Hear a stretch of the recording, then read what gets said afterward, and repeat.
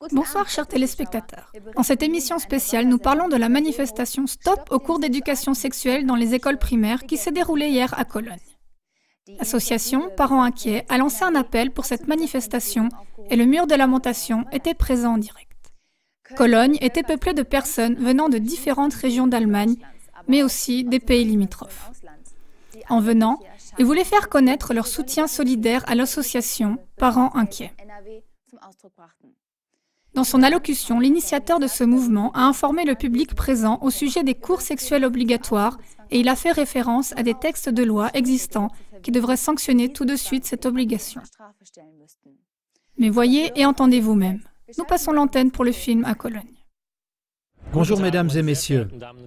Nous vous saluons de la place Roncalli à Cologne où beaucoup de personnes se sont retrouvées pour dans quelques minutes faire une réunion publique suivie d'une marche au centre-ville. Cette manifestation a été organisée par l'association Parents Inquiets. Leur mot d'ordre, Stop aux cours d'éducation sexuelle dans les écoles primaires, doit attirer l'attention sur une situation de notre pays qui ne trouve que très peu d'écho dans les médias, mais qui a toujours plus de conséquences tragiques pour les élèves concernés et leurs parents. L'obligation pour tous les élèves de participer à ces cours d'enseignement sexuel pour lesquels il n'y a aucune règle d'exception. Mais l'opposition parmi la population grandit, car ce qui se passe dans les écoles primaires et ce qui y est enseigné concerne toutes les couches de la société. Toujours plus de parents se soulèvent contre cela, même si tous ne peuvent pas être ici aujourd'hui. Les revendications de l'association qui s'expriment au nom de tous les parents inquiets sont certainement attendues aujourd'hui avec impatience.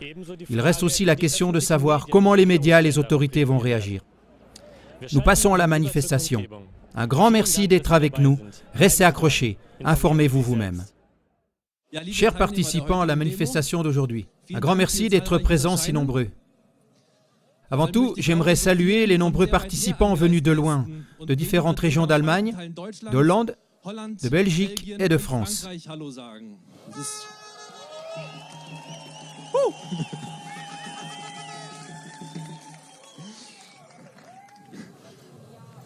Chers manifestants, j'ai là le communiqué de presse de la Cour d'appel de Hamm du 26 août 2013, dans lequel il est question de la décision du tribunal contre les parents d'un jeune garçon du canton de Warendorf. Je cite. « Scolarisé à l'âge de 7 ans, ce garçon a manqué l'école pendant 40 jours durant la première année d'école primaire dans son village. Les années suivantes, il a fréquenté 2 autres écoles primaires dans lesquelles il n'est resté que quelques jours. Dans cet écrit, il est dit mot pour mot que les parents refusent d'envoyer le garçon dans une école publique contre sa volonté. Après plusieurs essais infructueux, des autorités à motiver le garçon à aller volontairement à l'école, cette affaire est finalement montée jusqu'à la cour d'appel, qui a textuellement obligé les parents à veiller à ce que le garçon respecte l'obligation scolaire et à le motiver à fréquenter l'école. Ici, la sanction fixée est une évidence, c'est-à-dire la présence régulière à l'école, bien que le jeune homme ait manqué l'école des semaines durant. Un jugement remarquable. Nous allons tout de suite voir pourquoi. Par contre, un deuxième cas qui s'est produit dans la même région et qui est le motif de cette manifestation est tout à fait différent. La petite Melita Martens, qui est présente aujourd'hui, a quitté le cours d'éducation sexuelle à l'école primaire parce qu'elle se sentait mal lors de ce cours. Même l'essai de la directrice pour tirer l'enfant dans la salle de classe a échoué. Et ainsi, la fillette est restée assise dans la salle des enseignants durant le cours.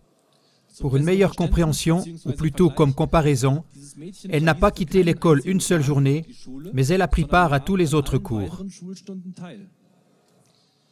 Afin que l'on puisse mieux comprendre le comportement de cet élève, je voudrais citer le rapport de WDR du 28 juin 2013 sur un cas similaire dans une autre école.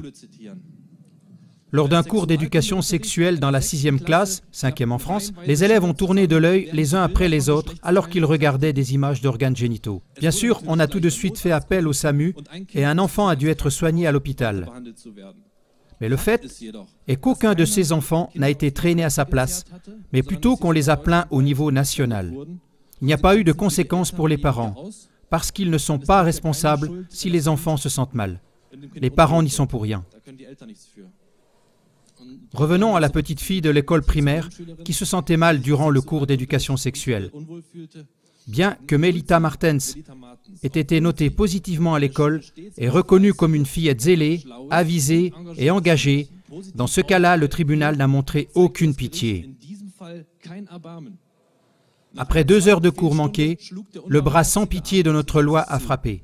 Suite à l'avis de contravention que les parents de Melita ont refusé de payer par principe, a suivi une plainte devant le tribunal, ensuite la visite d'un huissier de justice et en fin de compte, la transmission de l'affaire devant la cour d'appel, où les parents n'ont plus eu le droit de se défendre eux-mêmes. Après une dernière sommation de payer, il a été communiqué à la famille Martens qu'il a été ordonné envers elle une mesure de contrainte par corps. Nous parlons d'une famille de 8, bientôt 9 enfants.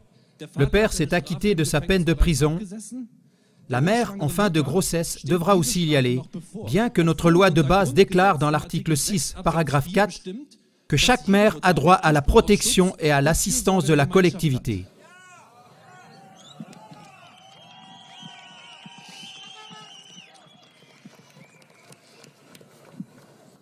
Mais avec cette sanction excessive, l'affaire n'est pas classée. Parce que l'amende doit encore venir et la famille Martens a encore d'autres enfants qui seront bientôt dans la même situation. Comment est-il possible que pour le même état de fait, l'absence à des cours, 2 jugements totalement différents aient été rendus? Pour 1 heure d'absence, la décision d'amende et l'emprisonnement. Pour l'absence de plusieurs semaines durant des années, la condition pour les parents d'envoyer maintenant régulièrement leur enfant à l'école. Est-ce que les tribunaux garantissent encore l'impartialité? Chers manifestants, malheureusement, cela fait longtemps que cet exemple sinistre n'est plus un cas isolé.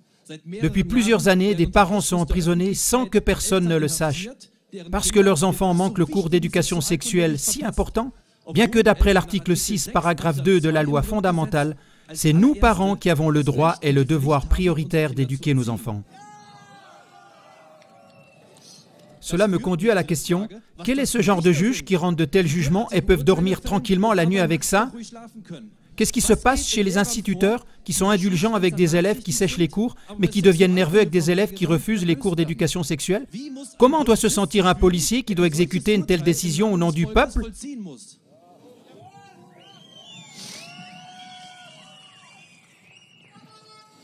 Cela me conduit aussi à la question, qu'est-ce que ce cours d'éducation sexuelle à l'école primaire a de si important exactement pour que des mesures aussi radicales soient prises?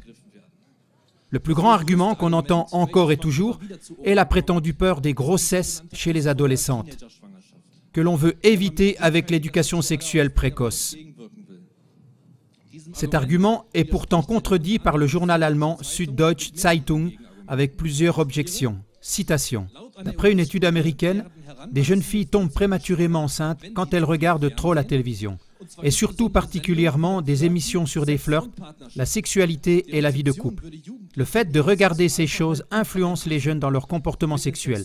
Avec le contenu sexuel de la télévision, les grossesses des adolescentes ont augmenté, informe la chercheuse Anita Chandra, dans le journal spécialisé de l'Académie de pédiatrie. Une autre citation d'un autre article du Süddeutsche Zeitung.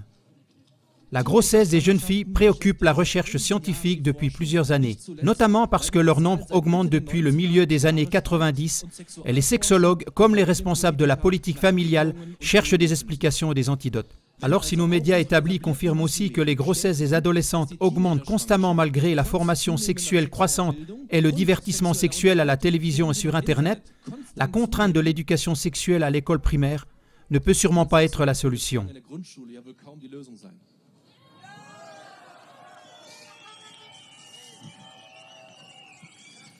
Alors on doit plutôt traduire en justice et punir les producteurs de ces séries, des films et des pages web. Et on doit s'occuper de ce que les enfants ne puissent plus se procurer d'accès à la pornographie dure. Mais ça ne semble pas être dans l'intérêt de notre gouvernement fédéral, du moins pas visiblement. Mais pourquoi? Alors notre politique familiale vise-t-elle véritablement à sexualiser nos petits par la ligne radicale de la dictature? Vous pensez que j'exagère? Alors vous devriez commander la brochure « Corps, amour, jeu du docteur » de la Fédération centrale pour l'information sur la santé. D'après la Fédération centrale pour l'information sur la santé, c'est un guide pour les parents pour le développement sexuel des enfants de 1 à 3 ans.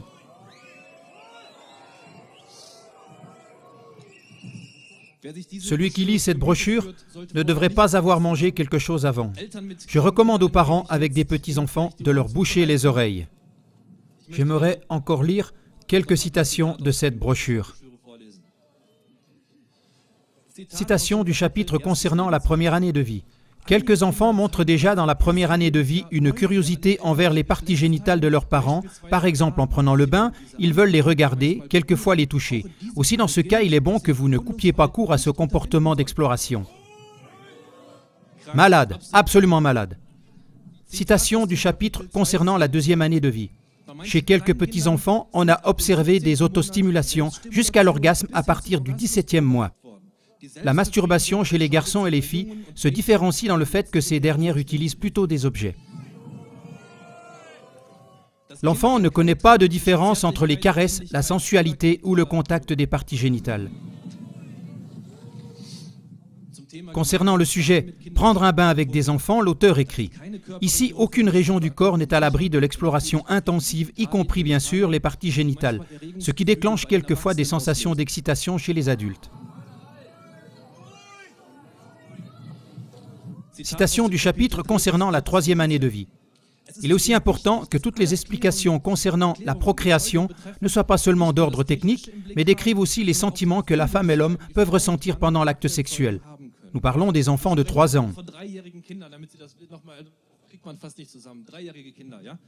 Dans ce contexte, la question est souvent posée, à savoir si c'est grave pour un enfant de voir par hasard les rapports sexuels des parents. En règle générale, l'enfant ne devrait pas ressentir la particularité de la situation aussi fort que les parents. Ce n'est pas si grave si l'enfant est avec eux. Ce qui sonne ici comme de la publicité pour les pédophiles est réellement un guide de notre centre de formation pour l'information sur la santé. Les parents ignorants qui dépendent des conseils extérieurs répondent à ces directives perverses et brutes. Et là, je me demande sérieusement, qui dénonce cela ? Qui supporte les dommages causés aux enfants? Qui en supporte les conséquences? Les enfants.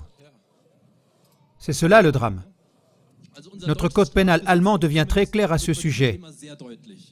Paragraphe 176.4 est puni d'une peine de prison de 3 mois à 5 ans quiconque, premièrement, entreprend des actes sexuels devant un enfant, 2, décide qu'un enfant peut entreprendre un acte sexuel, 3, influence un enfant par des revues pour l'amener à pratiquer des actes sexuels, 4, ou qui influence un enfant en lui montrant des illustrations ou des représentations porno, en lui faisant écouter des supports sonores au contenu porno ou par un parler approprié.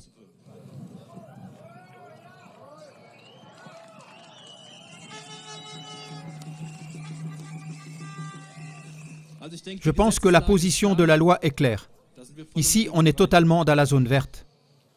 Ainsi, notre code pénal donne une base claire pour faire emprisonner beaucoup de professeurs d'éducation sexuelle des écoles primaires, ainsi que beaucoup de parents qui se conforment aux livres cités ci-dessus, parce que d'après la loi, ils sont des délinquants.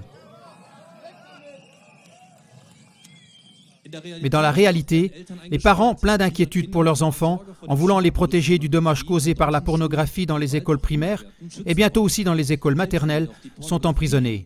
Cependant, des parents qui pratiquent la pornographie en présence de leurs enfants seront tranquillisés par la brochure. Wikipédia définit ainsi la pornographie. La pornographie est la représentation directe de la sexualité humaine ou de l'acte sexuel. Je pense que ce critère est rempli. Chers manifestants, selon la chaîne N24 et beaucoup d'autres services d'information, on peut reconnaître une augmentation rapide des pédophiles au niveau mondial. Si nous prenons aujourd'hui à nos enfants leur pudeur naturelle, nous les jetons demain dans les bras de ces gens malades. Pire encore, nous prédisposons ces personnes malades pour cette société. L'argument selon lequel on voudrait prévenir les enfants des abus sexuels en les informant assez tôt est, au vu du développement actuel, simplement faible. C'est-à-dire, si nous enflammons trop tôt les besoins sexuels des petits-enfants, ils voudront aussi les satisfaire. Et c'est aussi ce qu'ils font lorsqu'ils sont plus grands, comme on le voit déjà. En outre, les enfants seront détournés des choses essentielles de leur âge, comme apprendre les véritables disciplines scolaires, les jeux enfantins et purs avec d'autres enfants et la découverte du grand monde qui les entoure.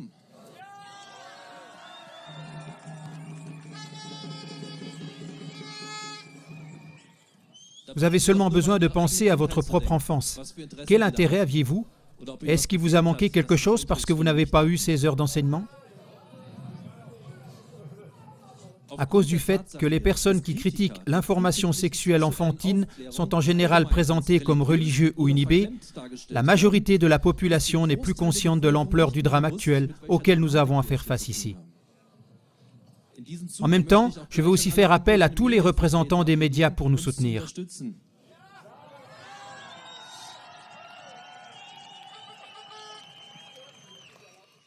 Ensemble, nous voulons montrer du respect et de la reconnaissance aux parents qui mettent des enfants au monde, qui les éduquent pendant de nombreuses années et qui, à travers cela, rendent un des plus grands services à notre pays.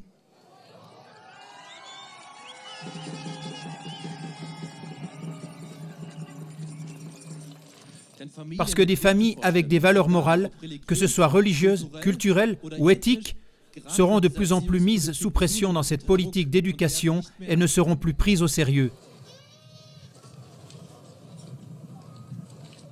Maintenant, nous disons stop à tout cela.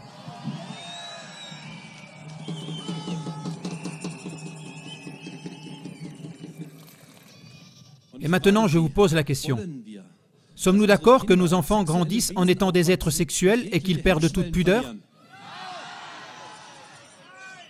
Sommes-nous d'accord que nos enfants aient presque libre accès en beaucoup d'endroits au matériel pornographique? Sommes-nous d'accord que les tribunaux aient besoin d'années entières pour assumer le passé pédophile du Parti des Verts et que jusqu'à maintenant, il n'y ait pas eu de conséquences notables?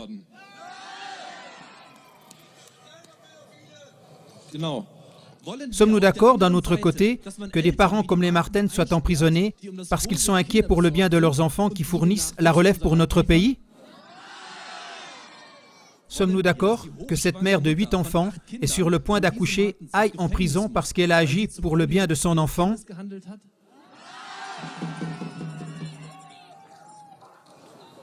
Alors continuons ensemble à répondre non, jusqu'à ce qu'on nous prenne enfin à nouveau au sérieux.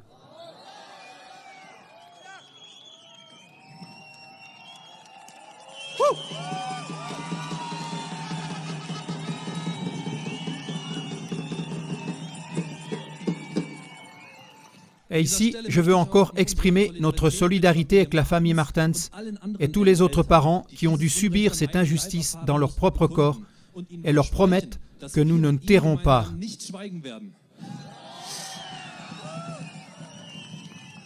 La seule chose qui nous aide encore, c'est l'information à grande échelle de la population entière sur cette situation et notre soulèvement à nous tous. Car, pour le dire avec les mots de Bertolt Brecht, là où l'injustice devient justice, la résistance devient un devoir.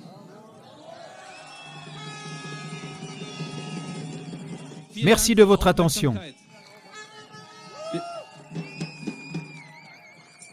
Nous allons maintenant commencer le cortège ensemble en direction du centre-ville. Les gens du service d'ordre, avec leurs gilets de sécurité orange, nous aideront à former une marche ordonnée.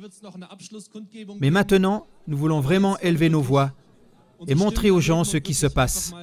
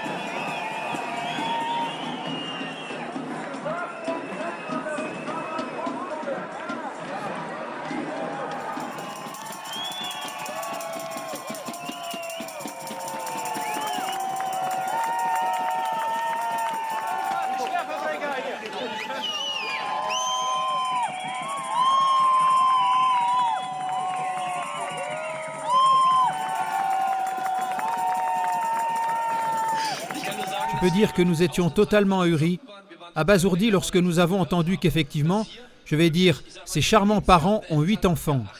C'est un prix qu'il faut payer et il faut abandonner beaucoup de choses. Moi-même, j'ai 4 enfants, 8 c'est le double.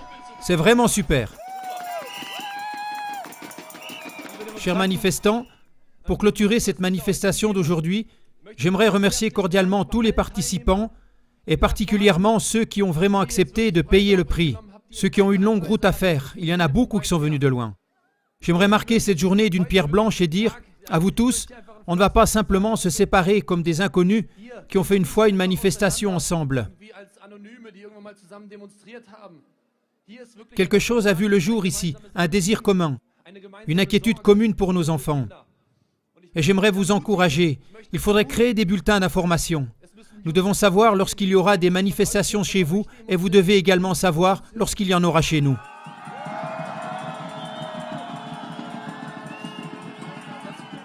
Et c'est très important, je veux dire, nous avons des personnes de Bochum, nous avons des personnes de l'Algo qui sont venues en train. Il y en a de Hollande, de France, de partout.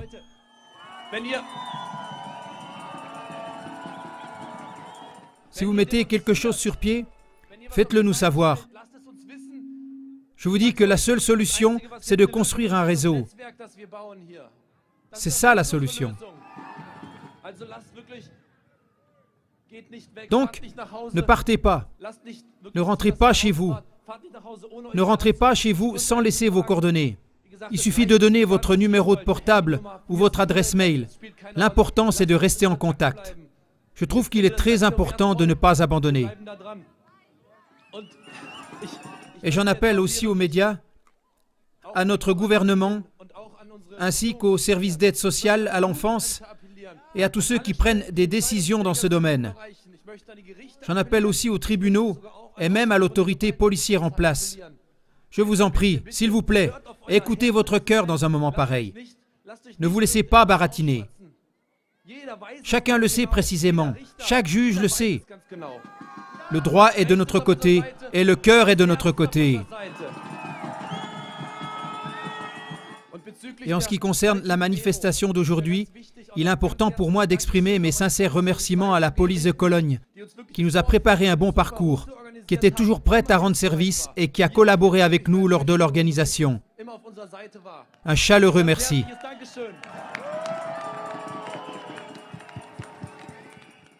Oui, nous avons besoin de continuité et je pense que nous allons la trouver. Les journalistes qui aimeraient nous interviewer ou poser des questions peuvent venir vers l'avant. Je me tiendrai à l'avant sur la gauche. Posez-nous des questions, faites votre possible, mais informez. Informez, arrêtez de vous taire, informez sur ces choses.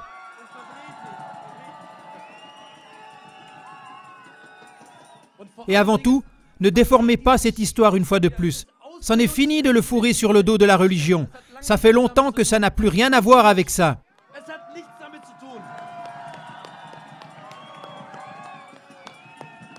Ça nous énerve terriblement. Ça n'a rien à voir avec cela. Cela touche des personnes de toutes les couches de la société, de tous les arrière-plans. Ça touche tous les enfants. Oui, un très très grand merci à vous tous. Je trouve la phrase de Bertolt Brecht vraiment super. Elle est adaptée, c'est avec cette phrase que j'aimerais clore la journée. Là où l'injustice devient justice, la résistance devient devoir et ce devoir, nous allons le poursuivre. Merci beaucoup.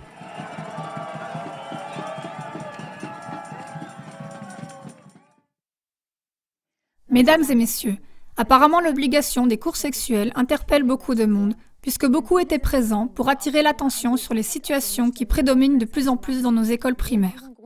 Peut-être que cela est le coup d'envoi pour d'autres rencontres où de paisibles citoyens prennent conscience de leur droit à l'opposition afin que dans ce pays, le cours d'éducation sexuelle obligatoire soit arrêté pour le bien-être de nos enfants. Avec cet exposé venant de Cologne, nous prenons congé de vous pour aujourd'hui. Si vous êtes intéressé par d'autres informations de fond sur ce sujet, nous vous recommandons les émissions du Mur des Lamentations, la pornographie comme discipline scolaire et la sexualité précoce engendre la pédophilie, ainsi que les films documentaires, les ancêtres de la sexualisation précoce et sexe forcé. Vous trouverez les liens dans les sources. Bonne soirée.